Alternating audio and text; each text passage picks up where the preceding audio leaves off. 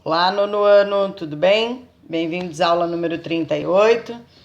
Estamos falando sobre genética, as leis de Mendel. Já falamos sobre a primeira lei de Mendel, já falamos sobre hibridismo e agora estamos falando sobre dihibridismo, que é quando di significa duas, híbrido significa o cruzamento de homozigoto dominante com homozigoto recessivo.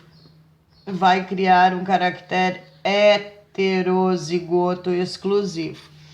Esse é o híbrido da cruza de duas linhagens puras.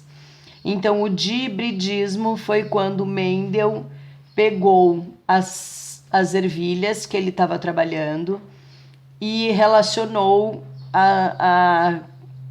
o cruzamento com as linhagens que ele queria em relação à cor e ao formato. Então ele tinha ervilha verde rugosa e ervilha amarela lisa, tá? Esses eram os caracteres do cruzamento.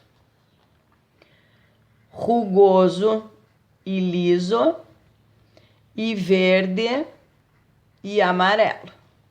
Aí, com esses 4 caracteres aqui, ele fez o cruzamento parental entre a linhagem pura, homozigoto recessivo, verde enrugada, e homozigoto dominante, amarelo liso. O primeiro cruzamento é o híbrido. E o resultado deste híbrido foi aí que ele verificou que o amarelo é dominante e o liso é dominante em relação ao rugoso. Quando ele cruzou 2 híbridos, ele teve este quadro aqui, olha o quadro que tem que fazer na prova. Ele colocou os caracteres aqui, amarelo liso, amarelo rugoso, verde liso e verde rugoso.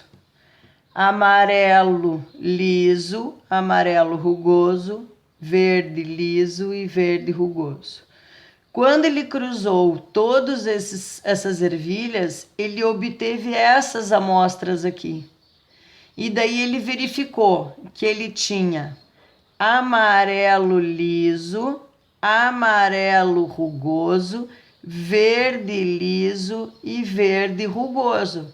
Ele obteve 4 tipos de variantes. A partir destes fenótipos, porque ele não sabia que existia gene, então ele não trabalhava por genótipo, ele trabalhava pelo que ele via. Depois que ele via, é que ele criava as letrinhas, ele fazia o processo inverso do que a gente faz. Depois desses 4 fenótipos aqui, ele percebeu que essas características elas não estavam relacionadas, porque podia sair tanto amarelo quanto verde, tanto lisa quanto crespa ou rugosa. Então ele nomeou isso heranças independentes e instituiu a segunda lei de Mendel, mostrando que os pares de cromossomos eles se dividem aleatoriamente na meiose, tá? Não existe uma regra. Curiosidade de Gregor Mendel, coitado lindo. Naquela época, quem queria ser cientista, nós estamos falando de 1800, né? Microscópio foi inventado em 1667. Então, a partir daí, quem queria ser cientista ia virar padre.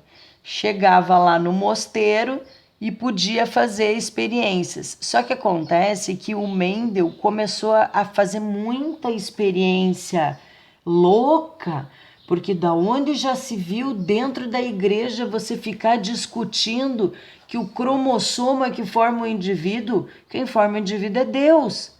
E daí, por este impasse da religião com a ciência, criaram um monte de burocracia e ele acabou desistindo da ciência. Dizem as más línguas biológicas que ele morreu de tristeza, tá? Lição de casa: treinar o cérebro com esses exercícios que corrigiremos na próxima aula. Um beijo, fiquem com Deus, até a próxima.